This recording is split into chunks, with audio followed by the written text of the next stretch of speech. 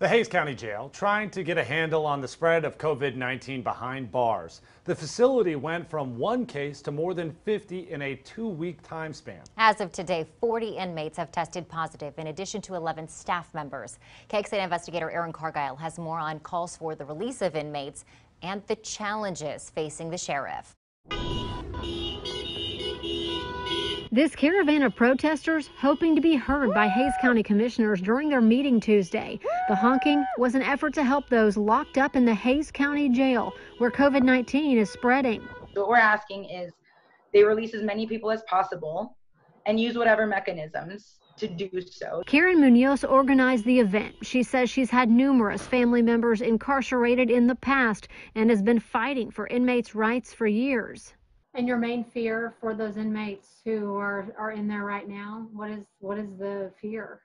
Yeah, I mean, I think it's the same. My main fear is the same fear we all have about coronavirus, right? Like death. Sheriff Gary Cutler says close to 100 inmates were released by district judges in March or April before the jail had any positive cases. I don't want the public and the citizens of Hays County to realize I'm just holding these people here being the mean old sheriff, because it's not the case. It's got to come, documents have to come from our courts. But he does have control over the health and safety of inmates. The sheriff says random temperature checks are happening, along with routine cleaning of housing and common areas. He says masks are being offered to all inmates, but most are choosing not to wear one. All the officers wear their protective equipment, but the inmates, I was checking yesterday, and I was looking at the video screen of the day rooms. Nobody was wearing a mask, but that's something we cannot control. He says the virus started in a dorm area a couple of weeks ago, where many of the inmates exposed refused to be tested.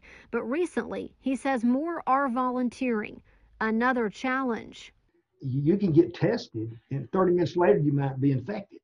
I mean, I took the test here because I'm around these people, and came back negative, obviously, but maybe the next day I was exposed somewhere. So that's a concern, because it's you do the test right this very moment if you were tested, and we don't get the results for 5 days. That's a lot of time. A lot can happen in 5 days.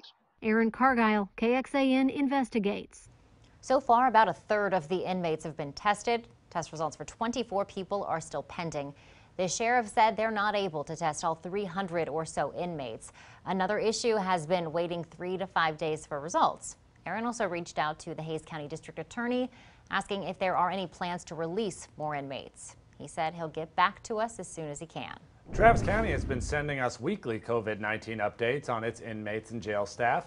As of Monday, a total of 11 inmates have tested positive out of about 300 tested.